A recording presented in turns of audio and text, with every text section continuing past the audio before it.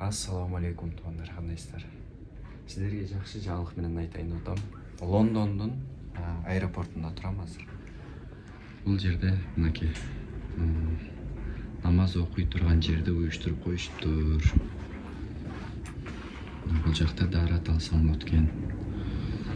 Мына ушунча эменин арасына, диндердин арасына биздин динибизге көбүрөөк басым жасалып намаз окушат экен, көрдүңүздөр туугандар.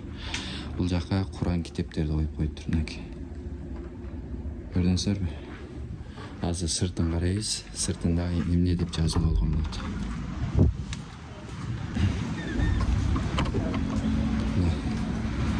Намаз окуй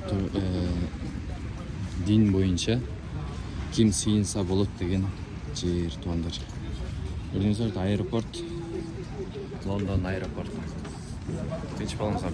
Ассаламу алейкум. Намазыңыздар кабыл болсун.